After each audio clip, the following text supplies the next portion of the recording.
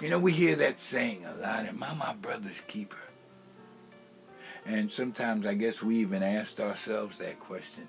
In the picture New Jack City, that was the slogan for the brothers. They said, am I my brother's keeper? And they would all answer, yes, I am. Until it got to the point where they were so selfishly individualistic that they could no longer say that.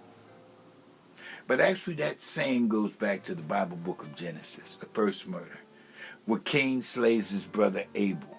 And God confronts him and says, where's your brother? And he says, I don't know. Am I my brother's keeper?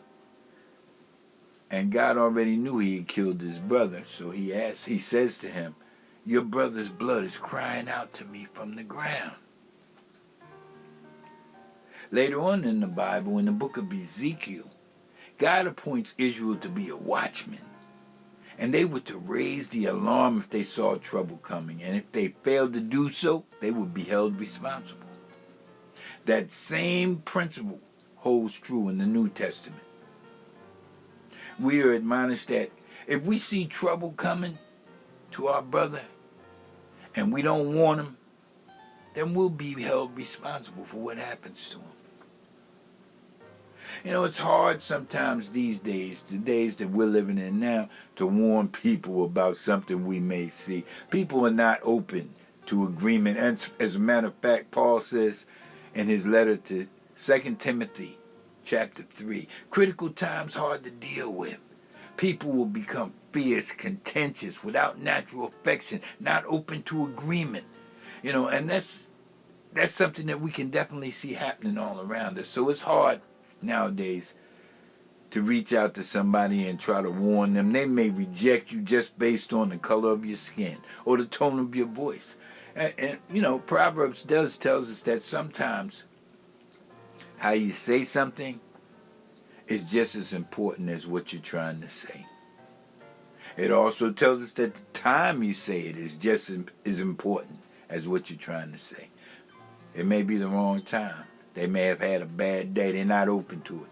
You know, there are a lot of factors that we can't see. But if you have the opportunity to do good and you don't do it, then for you it is a sin. You know, there's a song that they used to sing in the old days. If I can help somebody as I pass along, then my living will not be in vain. So if you get the chance to help your brother, do it. We are our brother's keeper. You know, when we're first born, we are very dependent. We're dependent on our parents for everything. Then as we grow, we try to become more and more independent. We want to do everything for ourselves. And as we continue to grow and mature, eventually we come to the conclusion that all life is interdependent. We're all connected. We all need each other. Sometimes we might see it and do it reluctantly or hesitantly, but we are our brother's keeper. BlindTony1016 at gmail.com.